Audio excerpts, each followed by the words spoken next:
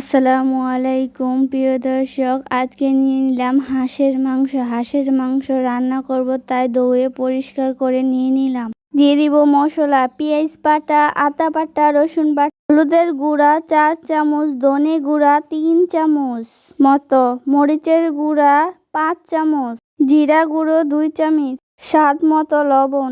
চুলার মধ্যে পাত্র বসিয়ে তার মধ্যে তেল দিয়ে পেঁয়াজ ভেজে নেব। পেঁয়াজ ভাজা হয়ে গেলে তার মধ্যে দিয়ে দিব মশলা দিয়ে একটা চামচের সাহায্যে ভালো করে লাড়াচাড়া করব। লাড়াচাড়া করে কষিয়ে নেবে।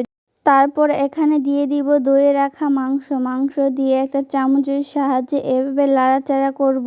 আমি এখন কোনো পানি দেব না। এখানে 2 মিনিট ঢাকনা দিয়ে ঘুরে দেব। 2 মিনিট পরে দেখেন মাংসটা কিরকম হয়েছে। চামচ দিয়ে লাড়াচাড়া করতে হবে, লাড়াটা না দিলে নিচ দিয়ে লেগে যেতে। তারপর দিয়ে দিব পরিমাণ মতো পানি। আপনারা এখানে যতটুকু পানি দিতে চান পানি দিয়ে লাড়াচাড়া করে কষিয়ে নিতে হবে। কষানো হয়ে গেলে চুলা থেকে নামিয়ে নেবেন। নামিয়ে নিয়ে একটা বাটিতে পরিবেশন করে নিয়ে নিবেন। খাইতে অনেক মজা। আপনারাও চাইলে বাড়িতে এভাবে সহজ করে রান্না করতে পারবেন হাঁসের মাংস।